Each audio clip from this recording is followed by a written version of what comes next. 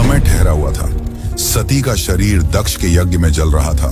शिव दुख से कराह रहे थे। किसने सोचा था कि दुनिया की सबसे पहली प्रेम कहानी का अंत इस प्रकार होगा। पर क्या करें, नियति का लिखा कोई नहीं टाल सकता, स्वयं भगवान भी नहीं। लेकिन यह अंत नहीं था, यह शुरुआत थी। शुरुआत थी एक अजर अमर प्रेम कहानी की, जो सदियों तक याद की जाने वाली थी। यह शुरुआत थी शिव और पार्वती की, उनके प्रेम कहानी की, एक नए युग की। तो चलिए आज की इस कथा में जानते हैं कि क्या हुआ सती की मृत्यु के बाद और कैसे मिले शिव और पार्वती। आखिर क्यों सती के बाद शिव ने पार्वती को स्वीकार किया। यह प्रेम कहानी उतनी सरल नहीं है जितनी लगती है। यह मार्ग कठिनाइयों से भरा हुआ है, और अगर आप शिव और पार्वती के मिलन के हर पहलू को समझना चाहते हैं तो इस वीडियो को अंत तक जरूर देखें। सती की मृत्यु के बाद शिव सती के शरीर को उठाकर अपने विरह में पूरे ब्रह्मांड में भटक रहे थे, जिससे पृथ्वी का संतुलन बिगड़ने लगा। तब विष्णु ने अपने सुदर्शन चक्र से सती के शरीर के टुकड़े कर दिए, जिसके बाद शिव शांत हुए और कैलाश पर्वत पर ध्यान में चले गए। शिव सती की मृत्यु का दुख सहन न कर सके और एकांत में वास करने लगे। सब कुछ शांत हो गया था, लेकिन इन सब के बीच असुरों की दुनिया में एक नई शक्ति जन्म ले रही थी, जिसका नाम था ताड़कासुर। वह शिव की अनुपस्थिति में बढ़ती हुई अराजकता का प्रतीक था। उसने कठोर तपस्या की और अपने तपोबल से पूरे ब्रह्मांड को हिलाकर रख दिया। अंततः उसकी तपस्या से प्रसन्न होकर ब्रह्मा जी प्रकट हुए। ब्रह्मा जी ने कहा, मांगो पुत्र, क्या वर चाहते हो। तब ताड़कासुर ने कहा, हे ब्रह्मदेव, मुझे ऐसा वरदान दीजिए कि मेरी मृत्यु केवल शिव जी के पुत्र के हाथों ही हो। ब्रह्मा जी ने कहा, तथास्तु। ताड़कासुर जानता था कि शिव सती के विरह में कैलाश पर तप में लीन है और कभी दूसरा विवाह नहीं करेंगे। ऐसे में उनके पुत्र होने का तो सवाल ही नहीं उठता। यह वरदान पाकर ताड़कासुर चारों ओर तबाही मचाने लगा। उसका आतंक तीनों लोकों में फैल गया। देवताओं के आश्रम जल गए, यज्ञ नष्ट हो गए और स्वर्ग भी कांप उठा। तभी सभी देवता इंद्र सहित ब्रह्मा जी के पास पहुंचे और बोले, हे ब्रह्मदेव, यदि शिव न जागे तो सृष्टि नष्ट हो जाएगी। ब्रह्मा जी ने शांत और दुखी स्वर में कहा, उसकी मृत्यु शिव जी के पुत्र के द्वारा ही संभव है, और यह तभी हो सकता है जब शक्ति पुनः जन्म ले। तब देवताओं ने निर्णय लिया, शक्ति का पुनर्जन्म होना ही होगा, क्योंकि शिव और शक्ति के मिलन के बिना न सृष्टि चल सकती है, न संतुलन बन सकता है। यहीं से शुरू होती है असली कहानी, शिव और पार्वती के मिलन की कहानी। हिमालय की बर्फीली चोटियों के बीच, जहां नदियां रेशमी लहरों की तरह बहती हैं और हवा में शुद्धता की गंध घुली रहती है, वहां एक दिन धरती, आकाश और देवता सब एक पल को ठहर गए। राजा हिमवान और रानी मैना के घर एक दिव्य कन्या का जन्म हुआ।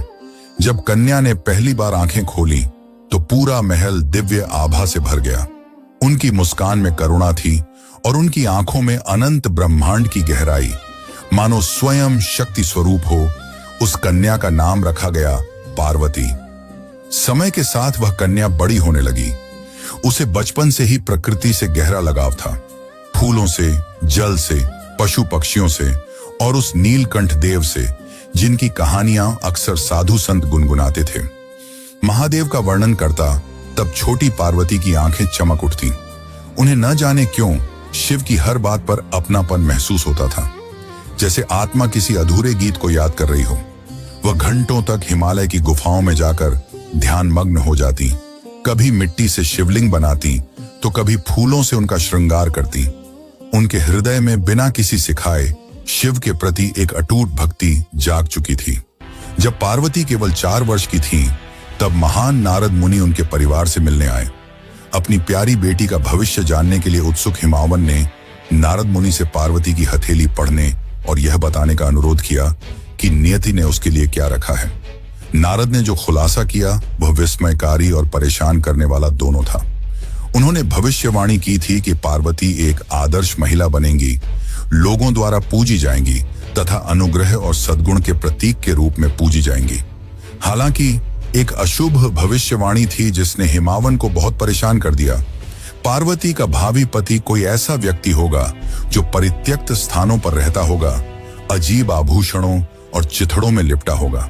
वह शाही कपड़ों से सुशोभित नहीं होगा और उसकी उपस्थिति ही दुनिया के लिए पहचानने योग्य नहीं होगी। यह सुनकर रानी मैना का चेहरा फीका पड़ गया। क्या मेरी बेटी उस त्यागी से विवाह करेगी? नारद मुस्कुराए, माता, आप उन्हें त्यागी कहती हैं, पर वे ही सृष्टि के अधिपति हैं।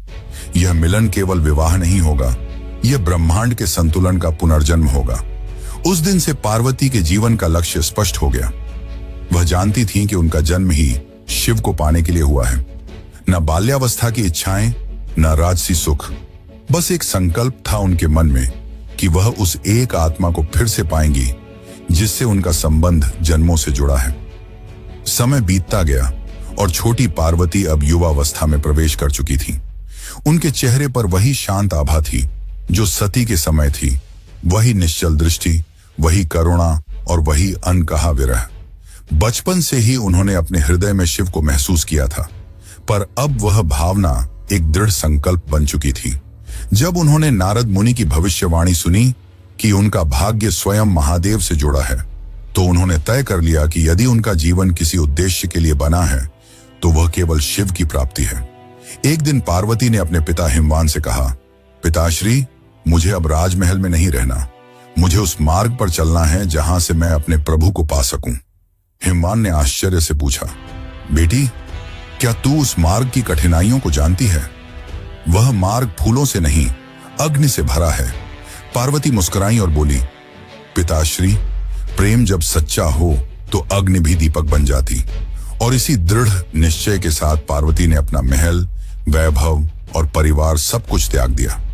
वह हिमालय की शीतल हवाओं को पीछे छोड़कर दक्षिण दिशा की ओर चल पड़ी, जहां साधु संतों ने उसे बताया था कि श्रृंगी तीर्थ वह स्थान है जहां तप करने से देवता भी प्रकट होते हैं। पर्वतों के बीच बर्फीली घाटियों में पार्वती ने अपना छोटा सा आश्रम बनाया। वहां न कोई सुख सुविधा थी, न कोई राजसी जीवन, बस नदियों की ध्वनि और उनके झप की गूंज। शुरुआत में उन्होंने फल और जल से अपना जीवन चलाया, पर धीरे धीरे उन्होंने हर भौतिक आवश्यकता का त्याग करना प्रारंभ किया। अब वे केवल पत्तों पर निर्भर रहने लगी। दिन के समय वे खुले आकाश के नीचे बैठकर ध्यान करती और रात को पत्थर पर लेटकर शिव का स्मरण करती। उनकी साधना इतनी गहरी थी कि उनके शरीर से प्रकाश निकलने लगा था। ऋषि मुनि जो उन्हें देखने आते कहते कि उनकी तपस्या किसी साधारण मानव की नहीं हो सकती। वर्ष बीतते गए, अब उनका जीवन केवल प्राणवायु पर निर्भर था। ऐसा लगता था मानो स्वयं प्रकृति उनकी साधना में लीन हो गई हो। उनकी आंखें बंद थीं, पर उनके मन में केवल एक नाम था, महादेव। जब पार्वती ने अपनी तपस्या जारी रखी तो दुनिया ताड़कासुर नामक एक भयंकर राक्षस के आतंक से त्रस्त हो गई। उसे हराने के लिए बेताब दिव्य देवताओं ने ब्रह्मा से सलाह मांगी। ब्रह्मा ने उन्हें बताया कि केवल भगवान शिव और पार्वती का पुत्र ही राक्षस को परास्त कर सकता है, लेकिन गहन ध्यान में डूबे शिवजी तक पहुंचना असंभव था। तभी दिव्य देवताओं ने भगवान शिव को उनकी समाधि से जगाने के लिए प्रेम के देवता कामदेव को नियुक्त करने का निर्णय लिया। कामदेव ने अपनी इच्छा के तीरों से सुगंधित फूलों और मधुर संगीत के साथ आकर्षण का माहौल बनाकर भगवान शिव के ध्यान को बाधित करने का प्रयास किया। अपने सर्वोत्तम प्रयासों के बावजूद शिवजी अप्रभावित रहे तथा गहन ध्यान की अवस्था में लीन रहे। निराश होकर कामदेव ने शिवजी पर सीधे तीर चलाने का चरम कदम उठाया, जिससे वह अपनी समाधि से जाग गए। कई वर्षों में पहली बार भगवान शिव ने अपनी आंखें खोली और जैसे ही उन्हें घुसपैठ का एहसास हुआ, उन्होंने उग्र ऊर्जा की चमक में अपनी तीसरी आंख खोली और कामदेव को नष्ट कर दिया। उसी क्षण कामदेव की पत्नी रति भगवान शिव के चरणों में गिर पड़ी और अपने पति के जीवन की भीख मांगने लगी। शिवजी हालांकि कठोर थे, नरम पड़ गए और कामदेव को एक वरदान दिया, वह जीवित रहेंगे लेकिन बिना शरीर के। तब से कामदेव निराकार अस्तित्व में हैं। इन सब के बाद ब्रह्मा, विष्णु और सभी देव कैलाश पहुंचे। ब्रह्मा ने शिवजी से शांत स्वर में कहा, हे महादेव, शक्ति फिर से जन्म ले चुकी है। वही शक्ति जो आपको समर्पित है, वह तप में लीन है और उसका संकल्प पूरे ब्रह्मांड को जला सकता है। केवल आपका स्नेह ही उसकी अग्नि को शांति दे सकता है। शिव ने कुछ पल मौन रहकर उत्तर नहीं दिया, पर उनके भीतर कुछ हिल चुका था। हजारों वर्षों की समाधि में पहली बार उन्होंने अपने हृदय में उस कंपन को महसूस किया, वही जो कभी सती के नाम से गूंजता था। अब समय आ गया था शिव और पार्वती के मिलन का, पर यह इतना भी आसान नहीं था। अब पार्वती को अपना प्रेम साबित करना था। तो चलिए अब जानते हैं कि क्या हुआ जब शिवजी उनके सामने गए और कुछ ऐसा पूछा जिसने पार्वती को भी चकित कर दिया। लेकिन उससे पहले अगर आपको वीडियो अच्छी लग रही है तो इसे लाइक करके कमेंट में हर हर महादेव जरूर लिखें। श्रृंगी तीर्थ की गहरी घाटियों में, जहां पार्वती अब भी तप में लीन थी, शिव अब जाग चुके थे। पर क्या वे पार्वती को तुरंत स्वीकार करेंगे? क्योंकि सती के जाने के बाद शिवजी दोबारा विवाह नहीं करना चाहते थे, परंतु देवताओं की विनती पर वो एक बार के लिए सोच में पड़ गए और उन्होंने पार्वती की परीक्षा लेने की सोची। वो एक साधु के रूप में पार्वती के सामने पधारे। पार्वती ध्यान में लीन थी, तभी उनके सामने वह साधु पधारे और कहा, मां, कुछ भिक्षा मिलेगी? पार्वती ने अपनी आंखें खोली और करुणा भरी स्वर में कहा, मुनिवर, जो भी मेरे पास है वह आपका ही है। साधु ने मुस्कुराते हुए कहा, सुना है तुम तप कर रही हो किसी औघड़ योगी के लिए। पार्वती ने शांत स्वर में उत्तर दिया, हाँ, वही मेरे आराध्य हैं, वही मेरे जीवन का उद्देश्य। साधु हंस पड़े और कहा, अरे कन्या, तुम इतनी सुंदर, इतनी शालीन और उस योगी के लिए तप कर रही हो जो श्मशान में रहता है, जो भस्म रमाता है, जो सांपों को गले में डालता है, जो धन, वैभव और सुख से दूर भागता है। वह तुम्हारे योग्य नहीं। तुम किसी राजकुमार के योग्य हो, किसी देव के योग्य हो, न कि उस त्यागी के। क्षण भर को वायु थम गई। पार्वती की आंखें बंद थीं, पर चेहरा दृढ़ हो गया। उन्होंने धीरे से उत्तर दिया, मुनिवर, आप उस औघड़ को नहीं जाना। वही मृत्यु से परे है, वही सृष्टि का आरंभ है। वह भस्म रमाता है क्योंकि वह अहंकार को जलाकर शुद्ध करता है। वह श्मशान में रहता है क्योंकि उसे जीवन और मृत्यु का भय नहीं। वही योगी, वही त्यागी मेरा सर्वस्व है। संसार उसे त्यागा हुआ कहता है, पर मैं उसे सृष्टि का धड़कता हृदय मानती हूं। मुनिवर हंस पड़े और कहा कि अगर उसने तुम्हें स्वीकार नहीं किया तो? पार्वती की आंखों से करुणा बह निकली, पर स्वर पहले से भी स्थिर था और पार्वती ने शांत स्वर में कहा कि प्रेम में स्वीकृति या अस्वीकृति नहीं होती, केवल समर्पण होता है। मैं उन्हें पाने के लिए नहीं, उन्हें महसूस करने के लिए जन्मी हूं। यदि मेरा प्रेम सच्चा है तो उन्हें जागना ही होगा, क्योंकि शिव भी बिना शक्ति के अधूरे हैं। साधु उनकी यह बातें सुनकर मौन रह गया और उन्हें एहसास हुआ कि यही सती का पुनर्जन्म है। जिसके बाद वे अपने असली रूप में आए और मुस्कुराते हुए कहा, देवी, तुम्हारा प्रेम और भक्ति असली है। तुमने मुझे पाने की नहीं, समझने की साधना की है। मैं तुम्हें अपनी अर्धांगिनी के रूप में स्वीकार करता हूं। पार्वती की आंखों में आंसू थे और चेहरे पर मुस्कान। उन्होंने हाथ जोड़कर शिवजी को प्रणाम किया। हजारों सालों बाद आज फिर वह पल आया था जब ब्रह्मांड शिव के प्रेम का साक्षी बन रहा था। लेकिन अब भी इस कहानी का आखिरी पड़ाव बाकी है, और वो है शिव और पार्वती का विवाह। श्रृंगी तीर्थ की वह कथा अब पूरे ब्रह्मांड में फैल चुकी थी। हर लोक में यह चर्चा थी कि हिमवान की पुत्री पार्वती ने अपने तप से स्वयं महादेव को प्रसन्न कर लिया है। देवता प्रसन्न थे और दिशाएं भी गूंज उठी थीं कि शक्ति फिर से शिव के पास लौट आई है। जब यह समाचार हिमालय पहुंचा तो वहां उत्सव जैसा माहौल था, पर इस आनंद के बीच एक चेहरा चिंतित था, राजा हिमावन का। रानी मैना बोली, स्वामी, हमारी बेटी को वह प्राप्त हुआ जिसे पाने के लिए वह कई वर्षों से तप कर रही थी, तो अब तो सब कुछ शुभ ही होगा। हिमावन ने गहरी सांस ली। उनकी आंखों में चिंता थी। मैना, मैं प्रसन्न हूं, पर मन में एक भय भी है। जिस महादेव को सृष्टि विनाशक कहती है, जो भस्म रमाते हैं, जो श्मशान में रहते हैं, क्या वे हमारी कोमल कन्या के योग्य होंगे? क्या वह गृहस्थ जीवन निभा पाएंगे? हवा में मौन छा गया। हिमालय की बर्फीली चोटियां भी मानो उनकी चिंता को सुन रही थी। वे पिता थे और पिता का हृदय प्रेम से भरा होता है, पर उसमें डर भी होता है। उसी समय महल में एक तेजस्वी ऋषि का आगमन हुआ, ऋषि वशिष्ठ। उनके साथ कुछ देवगण भी थे। ब्रह्मा, विष्णु और कुबेर, पूरा महल उनकी आभा से आलोकित हो उठा। हिमावन ने चरणों में प्रणाम किया। स्वागत है महर्षि, किस कारण आप पधारे हैं? वशिष्ठ ने मुस्कुराते हुए कहा, राजन, हमें पता चला है कि आप अपनी पुत्री के विवाह को लेकर चिंतित हैं, पर जान लीजिए, यह कोई सामान्य विवाह नहीं, यह ब्रह्मांडीय संयोग है। यह मिलन केवल दो आत्माओं का नहीं, बल्कि सृष्टि के दो मूल तत्वों का संगम है, शिव और शक्ति का पुनर्मिलन। हिमावन ने धीमे स्वर में कहा, महर्षि, मैं जानता हूं कि महादेव सृष्टि के स्वामी हैं, पर उनका जीवन तपस्या में बीतता है। क्या ऐसी विरक्ति मेरी पुत्री के लिए उपयुक्त होंगे? ब्रह्मा ने आगे बढ़कर कहा, राजन, शिव का त्याग ही उनकी महिमा है। जो सब कुछ छोड़कर भी सबका रक्षक है, वही सच्चा स्वामी है। वह भस्म नहीं रमाते, वह मोह को जलाते हैं। वे श्मशान में नहीं रहते, वे मृत्यु पर विजय का प्रतीक हैं। तुम अपनी चिंता छोड़ो, क्योंकि यह विवाह स्वयं नियति ने लिखा है। विष्णु ने मुस्कुराते हुए कहा, राजा हिमावन, याद रखो, जब शिव और शक्ति एक होते हैं, तभी ब्रह्मांड संतुलित होता है। उनके मिलन से ही तारकासुर का अंत संभव होगा और सृष्टि पुनः अपने मार्ग पर लौटेगी। कुबेर ने आगे कहा, और यदि तुम्हें चिंता है कि तुम्हारी पुत्री किसी निर्धन से विवाह कर रही है, तो जान लो, शिव ही मेरे स्वामी हैं, जिनके नाम से संपत्ति का अर्थ भी पवित्र हो जाता है। वे त्याग में भी संपूर्ण हैं और तप में भी राजसी। जब वे चाहें तो समस्त ब्रह्मांड उनके चरणों में रख सकता हूं। राजा हिमावन मौन खड़े रहे। उनकी आंखों में अब भय नहीं, श्रद्धा थी। उन्होंने धीरे से कहा, तो यह निश्चय है, यह विवाह केवल मेरी पुत्री का नहीं, सृष्टि की स्थिरता का है। वशिष्ठ ने सिर झुकाकर कहा, बिल्कुल, और इस विवाह का शुभ मुहूर्त भी तय हो चुका है।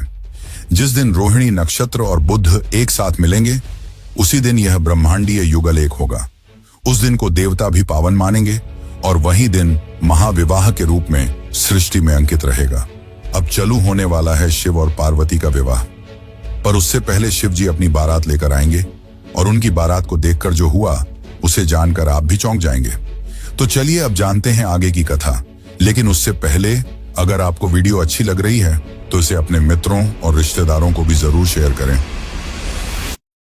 विवाह की तिथि निश्चित हो चुकी थी। शिव, जो सदियों से मौन थे, अब अपने विवाह की तैयारी में थे, पर यह तैयारी संसार जैसी नहीं थी। महादेव ने अपनी जटाओं से गंगा को प्रवाहित किया, अपने शरीर पर भस्म रमाई और नागों को गले में धारण किया। उनके माथे पर त्रिपुंड भभूति चमक रही थी। यह कोई राजसी दूल्हा नहीं, एक औघड़ योगी थे, जिनके लिए वैभव का कोई अर्थ नहीं, परंतु उनकी बारात, वह तो पूरे ब्रह्मांड की सबसे अनोखी बारात बनने वाली थी। चारों दिशाओं से विचित्र प्राणी आने लगे। कोई भूत था, कोई प्रेत, कोई योगी, कोई सिद्ध, कोई नग्न था, कोई राख से ढका, कोई डमरू बजा रहा था, तो कोई चिल्ला रहा था, हर हर महादेव। गंधर्वों के गीतों में अघोरियों के नृत्य घुल गए थे। शंख, डमरू, मृदंग और तांडव की ध्वनियां मिलकर एक अकल्पनीय लय बना रही थी। स्वयं विष्णु और ब्रह्मा बारात में सम्मिलित हुए। यह एक ऐसी बारात थी जिसमें देवता भी थे और दानव भी, क्योंकि शिव सबके हैं, किसी वर्ग के नहीं। बारात जब हिमालय की ओर चली तो आकाश रंगों से भर गया। पुष्पों की वर्षा हो रही थी, पर्वत झूम रहे थे और चारों ओर केवल एक ही नाम, बोलो बम बम भोले। लेकिन जैसे ही यह अनोखी बारात हिमावन के महल के समीप पहुंची, वहां का दृश्य कुछ और था।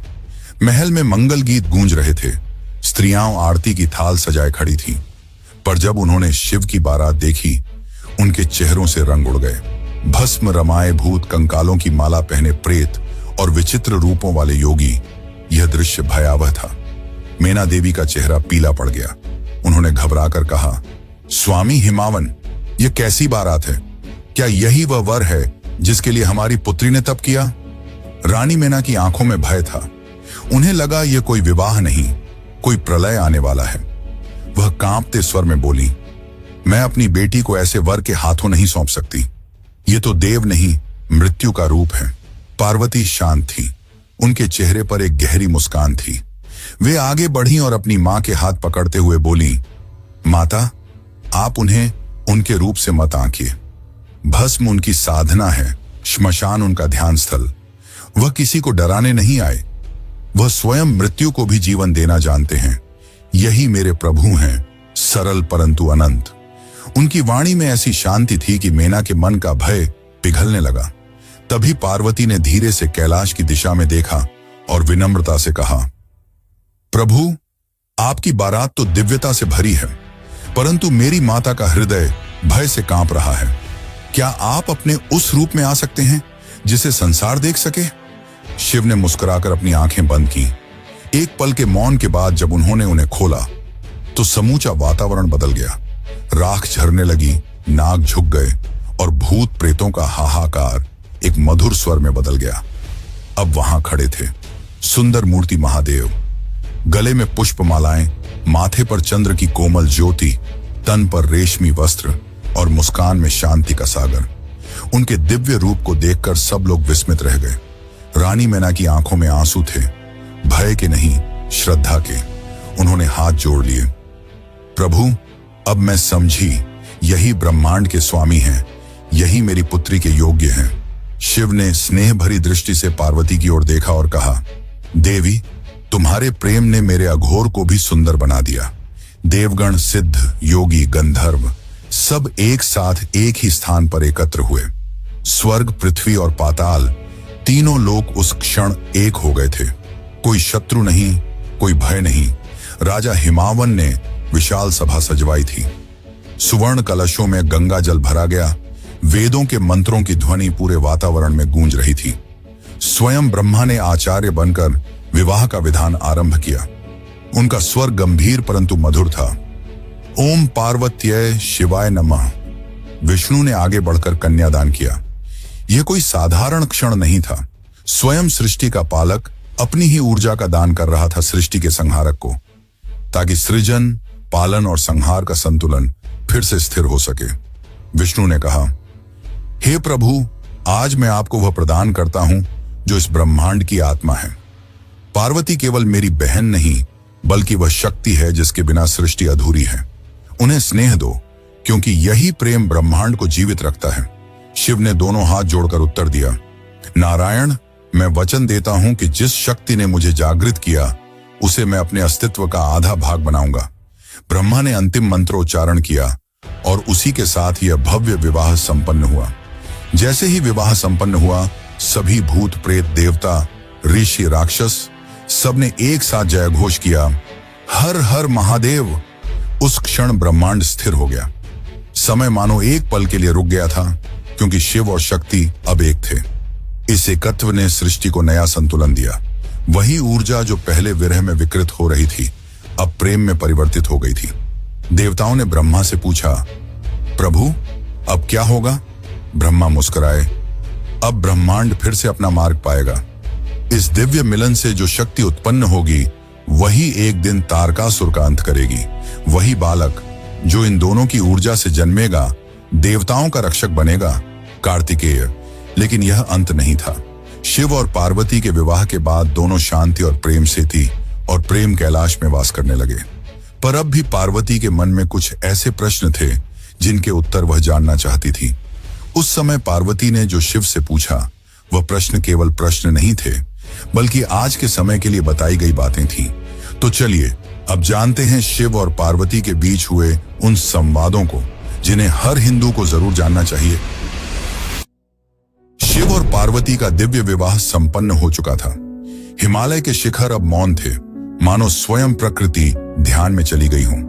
विवाह के उत्सव के बाद जब सब लोग अपनी अपनी दिशा लौट गए, तब कैलाश पर्वत फिर से शांत हो गया।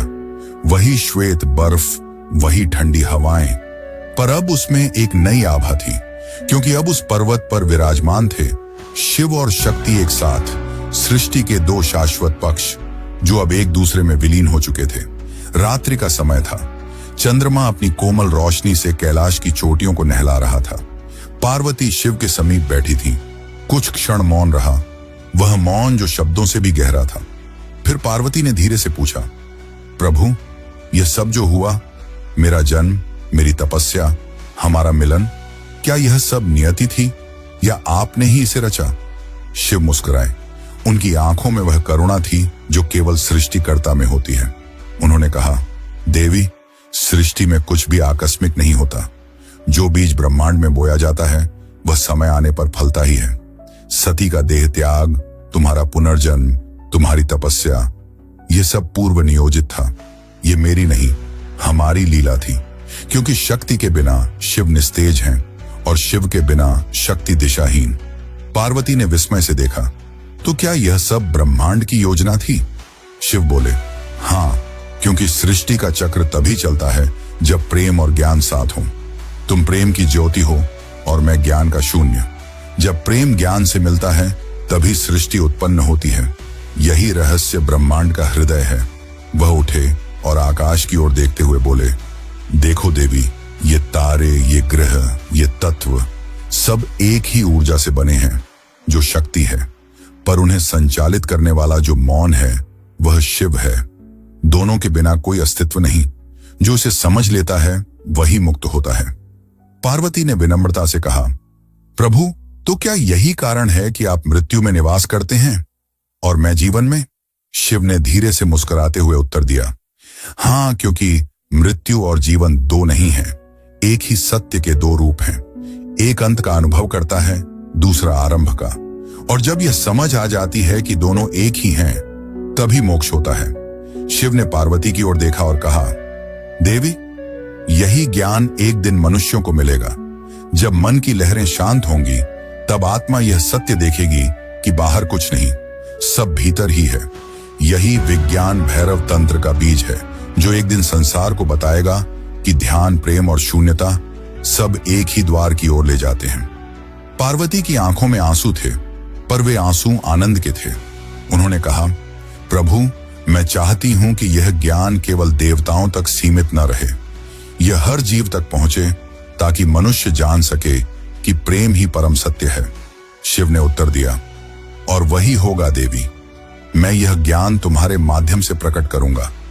जब तुम प्रश्न करोगी मैं उत्तर दूंगा, और उन्हीं प्रश्नों से जन्म लेंगे शिव सूत्र, जो सृष्टि के सबसे गूढ़ रहस्यों का मार्गदर्शन बनेंगे।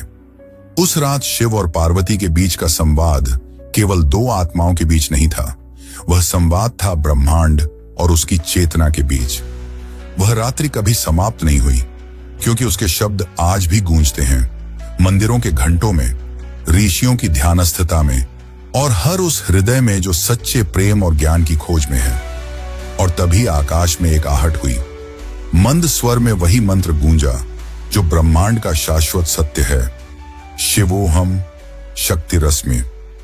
मैं ही शिव हूं और मैं ही शक्ति।